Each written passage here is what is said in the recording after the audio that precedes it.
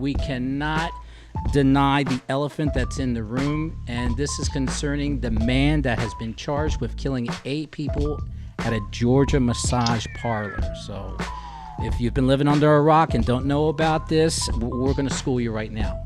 So a white gunman was charged Wednesday with killing 8 people at 3 Atlanta area massage parlors in an attack that sent terror through the Asian American community, which has increasingly been targeted throughout the coronavirus pandemic. So a day after the shootings, investigators were trying to unravel what might have compelled the 21-year-old Robert Aaron Long to commit the worst mass killing in U.S. in almost 2 years. So Long told the police Tuesday's attack was not racially motivated, if you really want to believe that bullshit. But he claimed to have a sex addiction. And authorities he apparently lashed out at what he saw was sources of temptation. But those statements spurred outrage and widespread skepticism given the locations and that 6 of the 8 victims were women of Asian descent. Now, it gets really trippy when you hear about Cherokee County Sheriff Captain Jay Baker. His quote drew a lot of criticism. He said that Long had, quote-unquote, a really bad day. And, quote-unquote, this is what he did. And it caused a whole shitstorm all over media. So we're just going to get right at this. And, yes, I'm going to throw you into the lions, Stephen. Is this, like, white terrorism? Or what do you feel this is? Yeah, I struggle with, these kind of acts. I mean, I don't really get into or spend a lot of time listening to some of these things. I get the story, and then I move on. Okay. But it would be very difficult to separate what he did from targeting this group. If it's women or Asian women, whatever it is. I mean, if you have a sexual temptation, why wasn't the strip club down the street or something like that, or anything else, or just a nice lady down walking around? It was random enough.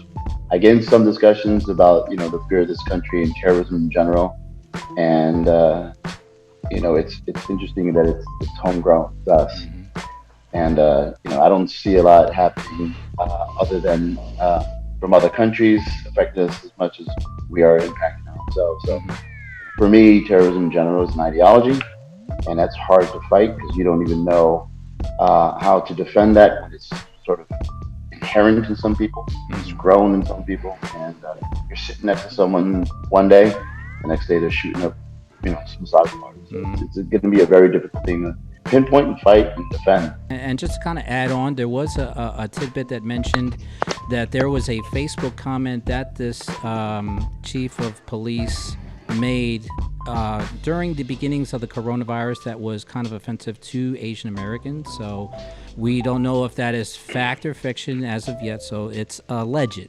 So we will say that this is alleged. Now, Cortez, you've seen this. Do you feel that this kind of domestic terrorism is, really starting to churn up now ever since Trump has left office? Or do you feel that this is just kind of like waiting in the shadows until something pops up where they can, come to light? Oh, hell yeah. There's some shit going on, man. I mean, the only way I look at it this way, man, for them not to even classify that as a hate crime kind of told me that's a damn slap in the face, man. This guy was specifically looking for folk of Asian descent, and unfortunately, innocent people died. It just wasn't Asians that got shot up. Also, it was regular white folk that got shot up.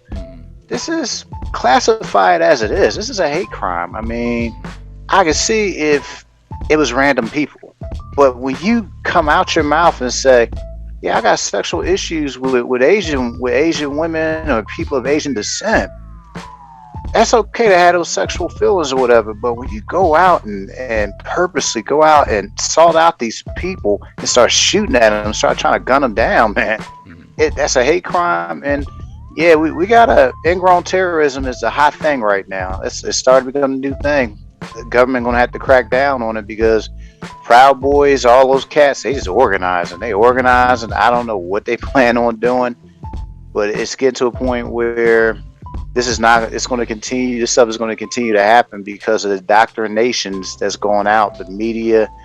It was funny, man. I was reading this book called Stop.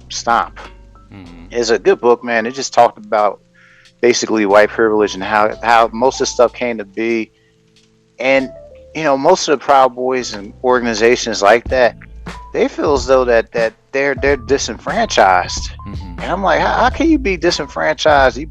You dominate this whole entire country with the economy and everything else, and you holler that you disenfranchised because, first of all, you're afraid of black folks, you're afraid of folk of Latino descent, that we just literally came in and took away all your opportunities, which we didn't, because we did. Things wouldn't be the way they are right now. Things wouldn't be the injustices and inequalities would not exist now. We all have bad days. We don't like going into work some days. Some days we just don't want to be involved with anybody else. We just want to be by ourselves. But we don't get to a point where we're just like targeting other people just to kill. Let me tell you something.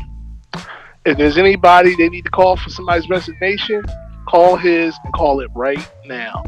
I don't care how bad of a day you have. Boss gets on your nerves at work, you get a traffic ticket, wife's doing whatever, for weeks on end. Those are bad days. When have ever in life you thought about going downtown to any Philadelphia Asian massage parlor and shooting it up? Never. But this guy had nothing else better to do.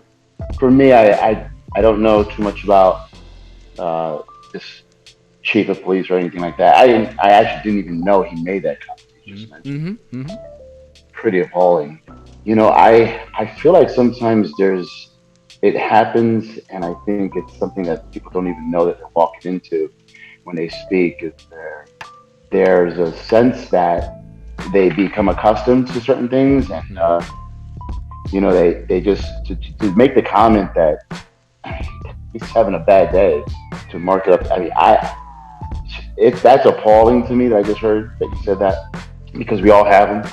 To devalue someone's life, to say that it was almost as if he's creating an excuse for why this would happen. So yeah, I think there is a slight sense of there's certain passes that we experience that people get that we don't get. I don't know if I experienced everything in my life to understand certain things that happen to me, and how my reaction to certain things wouldn't be called one way for someone that same reaction. It would be sort of like a privilege or a pass. That's just who they are. Where me, it's just I'm a thug. I'm from the streets. Right. So I think there is that. Again, I just think that I have a lot of family in the police force, and they go into the city of Philadelphia. They're dealing with this every day, and for them, they've become callous to some of the things that happen. It's almost like, this is the way we live. It's the way the city is, because it's in Allegheny. That's how it is. And so that just sometimes that gets so embedded in who you are, and then basically you just don't expect much from that community.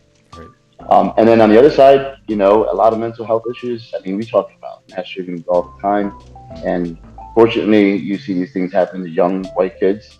I'll just say it what it is. And it's always a mental health issue. We understand it, but we all have it. Probably some of the most critically mentally disturbed people are in our inner cities.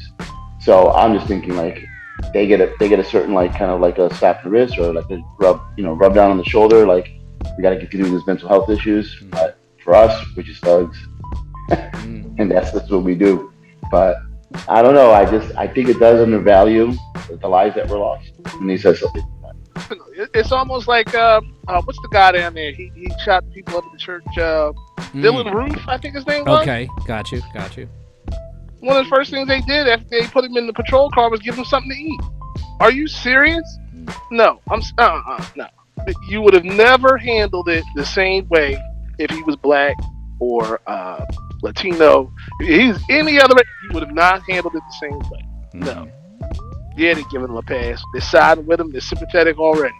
Fire his ass today. Snatch him up out the chair, drag him out. Sorry. No, not sorry. Okay. Cortez, can you freedom of speech. Hey, there's nothing wrong with that. Man. Go ahead, Cortez. We being real. He got this cat. Seem like he's gonna get a pass, man. He's gonna get a pass, and he's gonna go up in front of a bunch of judges, and he's gonna plead the insanity verdict, and they're gonna be like, okay, little Tommy had a nervous breakdown. Mm-hmm. We're gonna put his ass in a nice little rubber room with a straitjacket on. He's gonna spend the rest of his life there. As what about these families, man? That he has literally destroyed. You know what I'm saying? The problem is, man, what I find with the law, it definitely needs to be revamped, man. The laws need to be revamped because I feel as though definitely some inequalities within and how things are or how punishments are given out to people.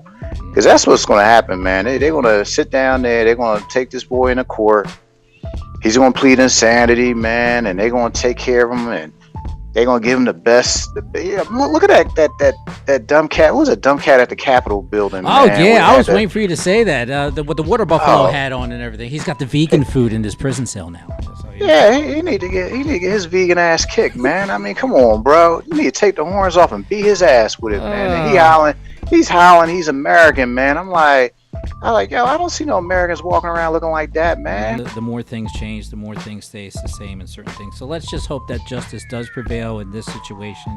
And of course, thoughts and prayers go with the families that were lost during this whole tragedy that happened. And we have to say, just as for the show, just as human beings, please, let's just try to stop the hate. Stop Asian hate. Stop hate on Latinos, African Americans, people of color, period.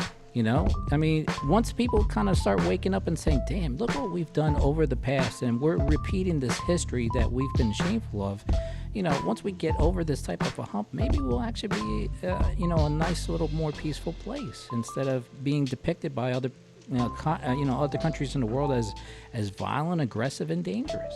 All we just need is just, a little bit of common sense and just say, hey, look, we're all in this together. We need to do something and better ourselves, but only time will tell.